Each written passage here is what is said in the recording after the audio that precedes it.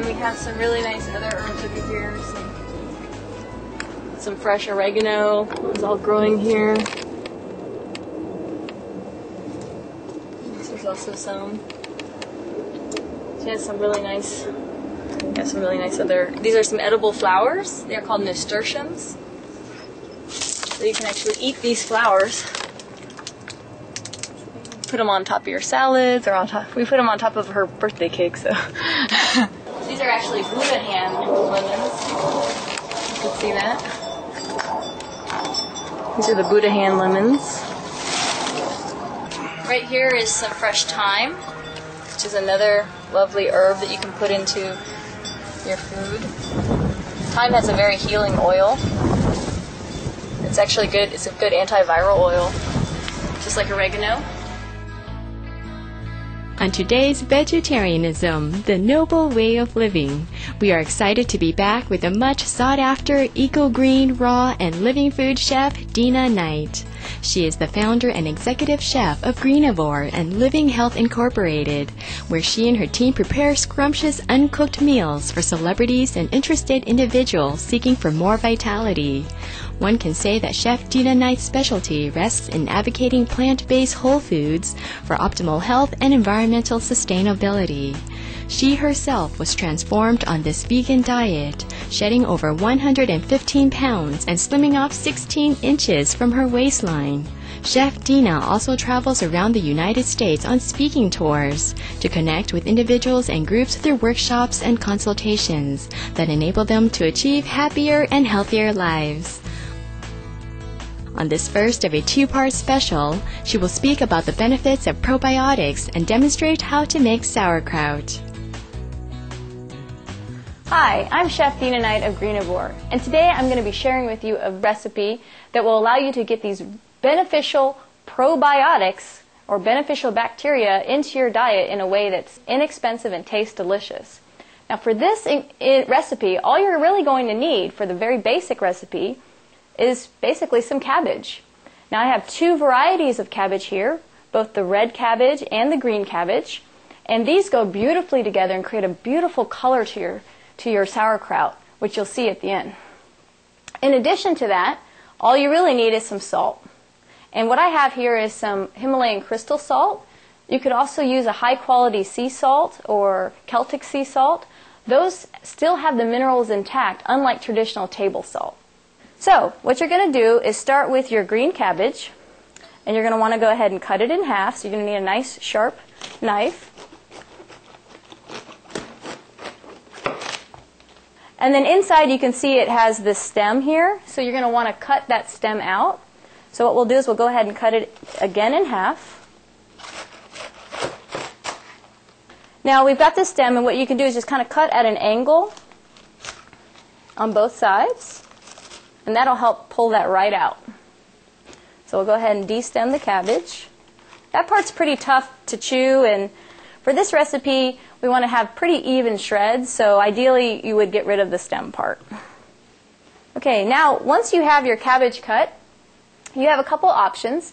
Either you can continue to use your knife, like a good sharp knife, and you could cut this maybe even smaller, or you can just kind of watch your fingers, make a claw-like hand, and cut in thin shreds down the cabbage. Now if you're making a big batch of sauerkraut and you've got 10 cabbages you've got to process, this could take a while. So in that case, I would suggest probably using your food processor with the slicing disc on there to make it a lot easier job. So for the food processor, you're going to want to make sure that you cut it into a size that's going to be able to fit into the chute of your food processor. So I'm just going to go ahead and cut these in half. So in addition to using a knife, another option is to actually use your food processor. This is just a Cuisinart, maybe 10-cup food processor. But really you could use any food processor that has a slicing disc. Most of them come with some type of stem, so you just attach your stem to the slicing disc, and then you're going to put it into your food processor.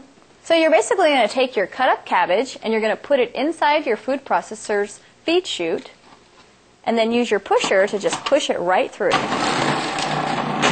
This will allow you to process a lot of cabbage very quickly. So then, once you finish processing all of your cabbage in your food processor, just simply take the lid off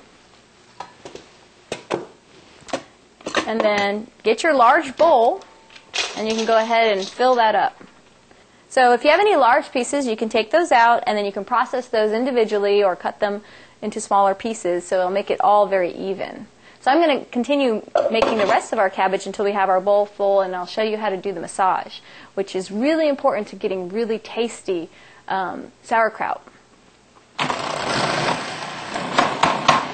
So now I'm going to cut up my red cabbage. Now red cabbage and green cabbage are very good cancer fighters. They're full of antioxidants, and so they're excellent addition to anyone's diet, whether you are just trying to heal from any kind of disease, or even if you want to lose weight. And one of the primary reasons why adding these fermented foods to your diet is so good for you is because it helps to balance our beneficial bacteria. So I'm going to go ahead and cut through our red cabbage. If you have some outer leaves on your cabbage, which I've already reserved our outer leaves from our previous cabbage, is you can save those because they're really helpful when we go to actually create the sauerkraut. So make sure you reserve those before you cut into your cabbage. So we're going to go ahead and process our red cabbage now, or purple cabbage. And then once you have your cabbage finished, then you're going to put it all together in your bowl. It's got a beautiful color. And whenever the red and the green mix together, or the purple and the green mix, you have this kind of pink sauerkraut that comes out at the very end because of the beautiful purple color in this cabbage. What we're going to need to do is to add salt, and we'll start our massage process. So the next thing that we do after we've got all of the cabbage in the bowl is to get our salt, make sure that we have clean hands, and then we're going to apply the salt over the cabbage.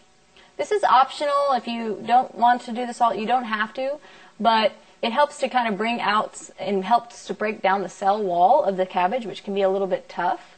And it adds a little bit of additional seasonings. In combination with the massage and the salt, for instance, it really makes the cabbage very soft and malleable and really tasty. So I'd recommend, if you don't do that, that maybe you use a little bit of lemon juice or just a tiny bit of salt, and then just work your hands into a deep tissue massage, because that's really the important part.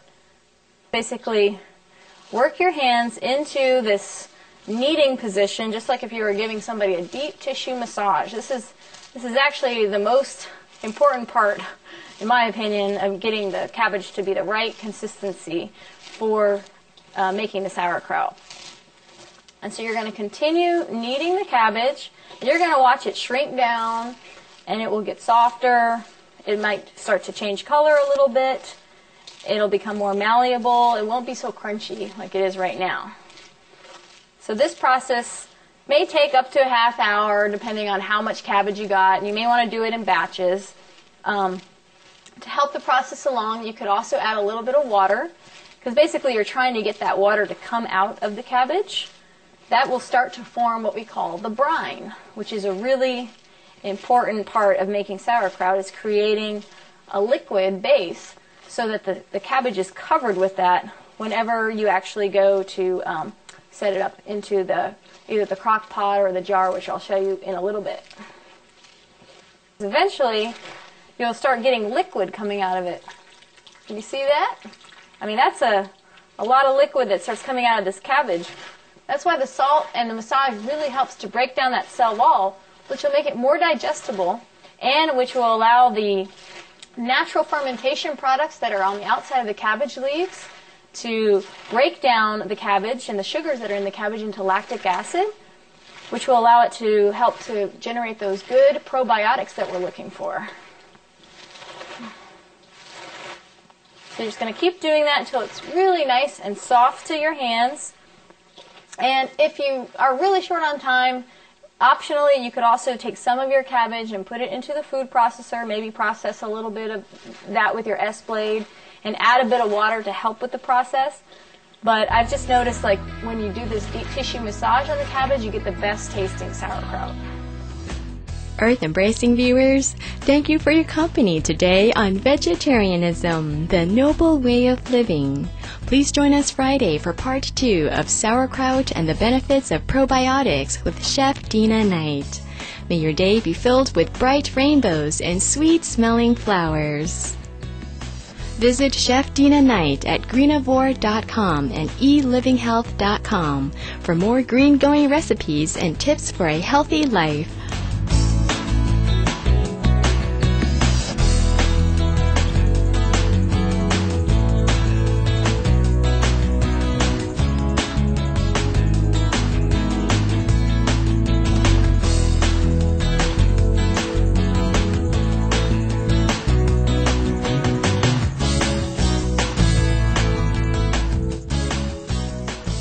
For more details, please visit www.suprememastertv.com/VEG.